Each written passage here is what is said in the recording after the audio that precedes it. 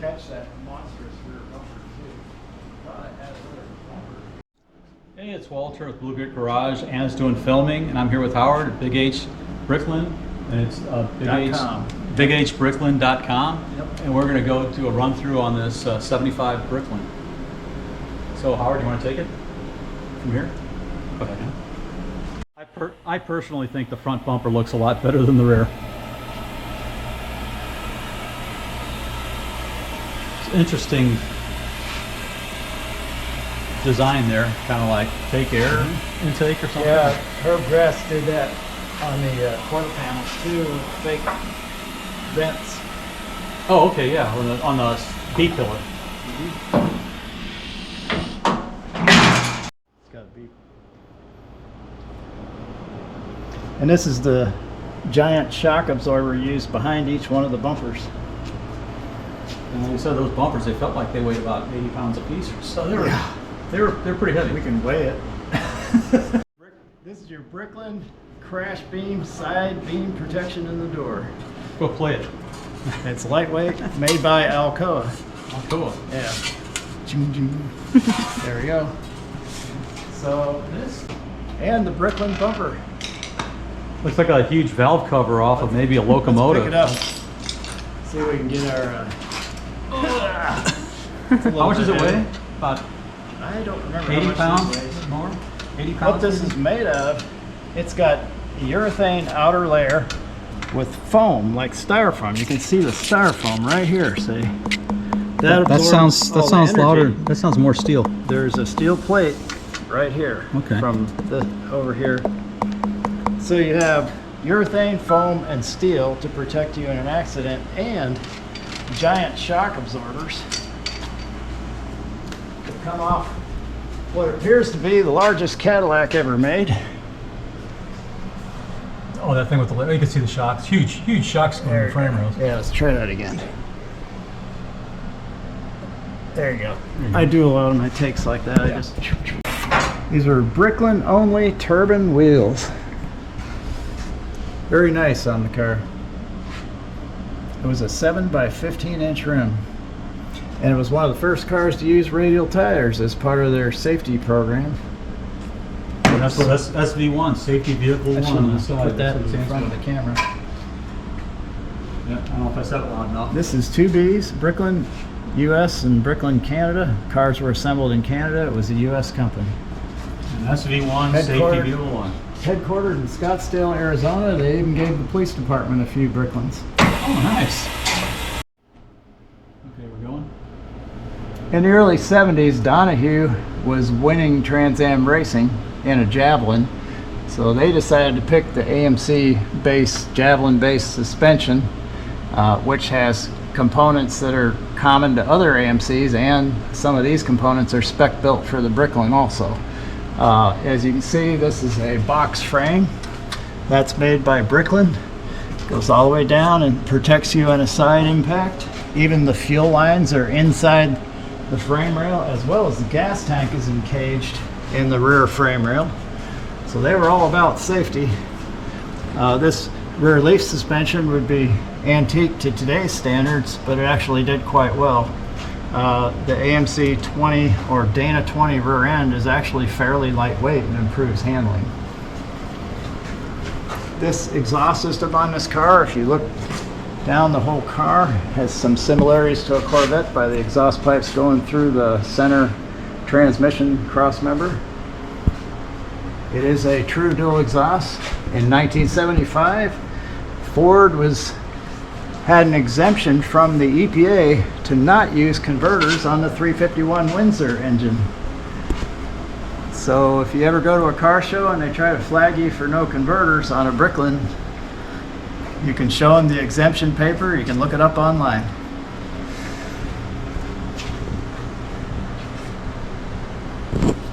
This is the battery box for better weight distribution. The old hydraulic door system was in this box, and now it's replaced with an air system. Which also works the headlights. Yes. This is more factory style exhaust. Gas tank. and the giant rear bumper.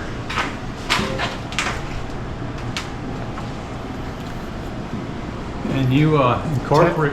Taillights are the same ones that Pantera used on the early Panteras, and it's also used by a few other European cars. Herb Grass did the body design, and when the investors came, they couldn't figure out what taillight to use. He slapped the taillights off his Pantera on the clay model, and everybody loved it. Okay, you had the air tank also for the air system. That's a Oh, nice yeah. way that you did the tank. Yeah, there you go. Dead space, basically. Yeah, the air. Oh boy. You might have to go back further. Let me scoot this forward. Your arm's going to get pinched. There you go. This is a good shot over here. There you go. There's the aluminum air tank. Right above the muffler right back there. It was very shiny, but this Bricklin owner drives his car and he drives it in the rain too. I noticed the similarities of the front suspension. Almost looks like an early Mustang, only backwards with the tie rods in front and the struts in back, instead of the Mustang with the struts in front and tie rods in back. This was one of the early disc brake cars. They used a Kelsey Hayes system, which was on high-end Mopar and high-end AMC cars, and hardly any cars actually came equipped with disc brakes, so this is a rare caliper. The very late production 75 models had Bendix brakes on it.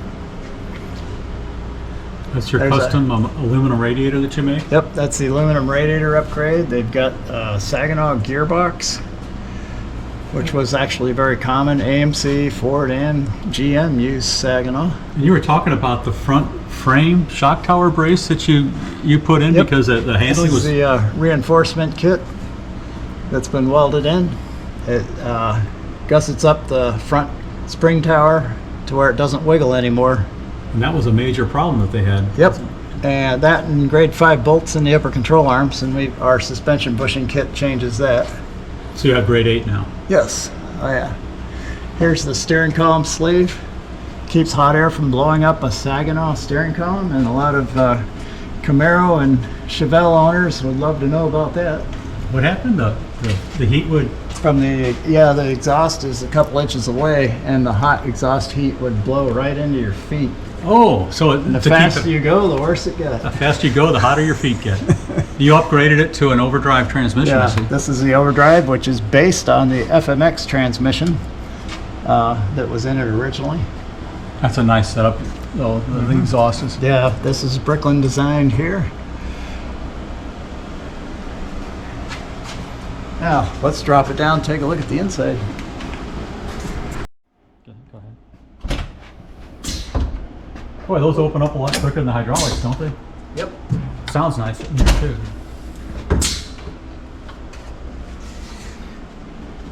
Nice interior. That's a magnesium steering wheel made in Italy. And you said that that's your carpet kit? Yep. Yeah, the original carpet disintegrated on these Okay. cars. It would. They were lighter colored, weren't they? Or are they No, still dark they like that? faded. This is the Oh, color okay. they start out as, and they faded into almost a green. Yeah, I've seen that. And then they fade into powder. The dash. When we were first refinishing these dashes, we used a solid color, and then we found out they had a leather grain in the plastic.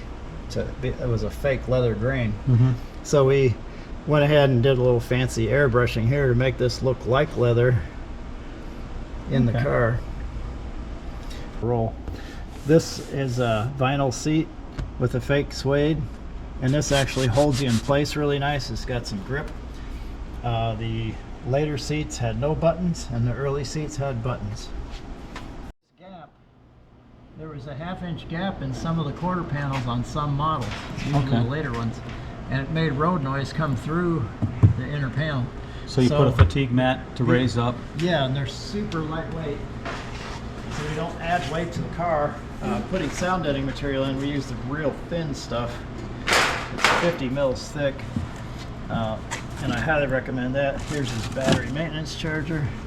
This is a cargo cover that comes with our carpet kits. Okay. Preserves the carpet. This car since we did this car's been to Florida. First it went to Alabama, then it went to Florida, then it went up to DuQuoin, and then it came back here to do more work to it. These are replacement hatches. They fit the body much better. The original ones. Oh, the whole hatch?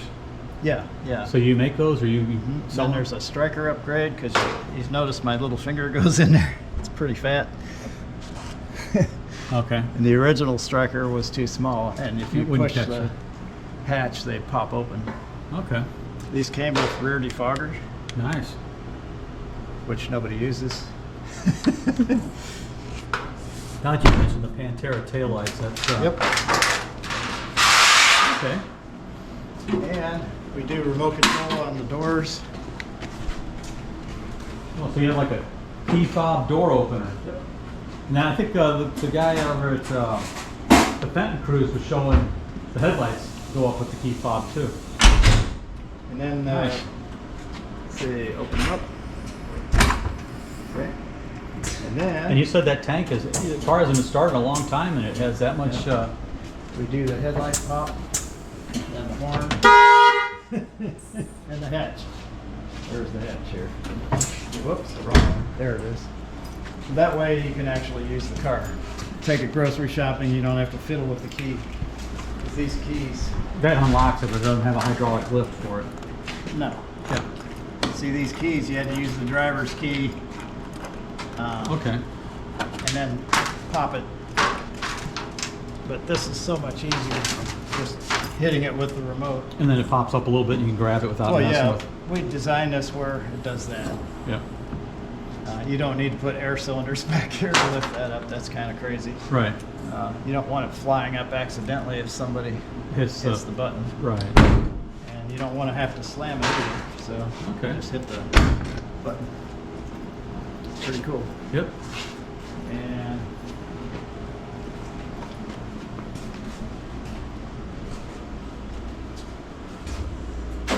But this is the 350. This is the 351 Windsor with the 2-barrel, and they, like I said, they upgraded it. Do you know what the gear ratio is on the back? 310. 310. Yep, which is 70 miles an hour, 3,000 RPM. So you have But to now have- with the overdrive, it you have, yeah, it's 80 at 2,000 RPM. okay, 10 miles an hour. Yeah, Yeah. it knocks You 1,000 mile an hour over it, and And across if you want. nice air. Everything's beautiful. The air got conditioning, a- everything. Factory cold air induction system, and it works. Nice. This is the factory air cleaner. If you remember the Ford, you're a Ford guy, the Ford 2 barrels were just as big as the 4 barrels. Yeah, the opening on top. On the opening, voila, no more So 2 that- barrel. So you put a, so you changed it. Yep. Yep. What intake did you put on here? Edelbrock or something? It's a modified aluminum intake that we use. That way, all your throttle bracket mounting points are perfect. When we sell a kit, we tune the carburetor, so you put it on the car, it starts and runs great. Mm-hmm. No monkey business. Nice. That was a big carburetor too, compared to the 600 CFM. yeah, compared to the 2-barrel that was in there. Well, the 2 barrels were severely undersized. They were like 280. 280. CFM. Yeah, 280. But they're rated at different mercury. The 2-barrels are rated different than Yeah, the 4-barrels, so yeah. it sounds it's worse than what you think. It's Sounds worse than what it worse, sounds. yeah. They So- give great throttle response, huge amount of torque when you take off, and then they just kind Fall of flat, poop yeah. out. Yeah. But with this, you go all the way up to 3,800 RPM with full torque Mhm. instead of 2,800 or sorry, yeah, 4,500 RPM. So, you know. 3,800 is the 2 barrel, and 4,500 is the 4 barrel. Yep. Okay. You know, old-fashioned window cranks. One of the early cars to have shoulder belts. Oh, really? The other ones just had lap. Oh, they had the. No, most cars were. My parents' '72 Impala had the lap belt laying in a Yeah, and a bracket clip. on the top So, of the car. Yeah. but the early Bricklins, or all the Bricklins had this because you Yeah. can't really do the other type of belt with the No. clip on top because you got gull-wing doors. So. '74 had the starter interlock, so if you didn't put your seatbelt on, it wouldn't start. But that caused so much problem with the American public that the U.S. government decided to relax that standard and let everybody disconnect it. Okay. Here you go. I talked to the guy at Packard who made the wire harnesses for these cars, or one of the guys, Saw him at a car show in Celebration, Florida. And I asked him, why is the harness so good on a Bricklin when all the other cars I've worked on in this age range need new wiring harnesses? They're completely falling apart. He said Malcolm came in to their business with a suitcase full of money and he said, I want the best damn harness you can put in this car. And that's exactly what we did, he said. These are the stainless door lift cylinders, and we have a restrictor here to keep them from falling, see? Okay. And Yeah, that's a heavy door for it to fall on your arm, so it's 84 pounds. 84-pound door? Yeah, I've actually weighed them, 84 pounds.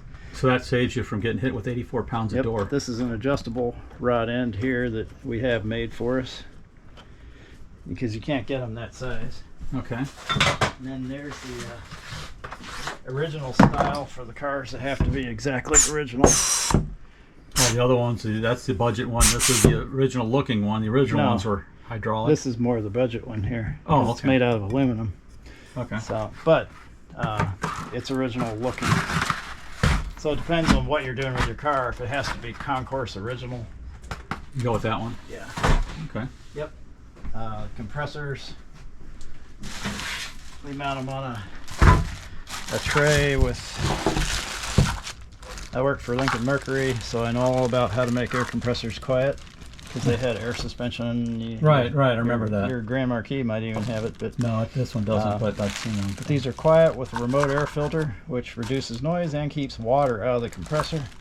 We put them in a nice cool place. A lot of people put them in front of the radiator. It's a bad idea. It heats up, and when a compressor heats up, it spits water into the valves. Right. Okay. This one has the fan clutch upgrade, which is waiting for the radiator to go in. This is the ANC 350, which they didn't make many of these. So, and what were you saying about the years?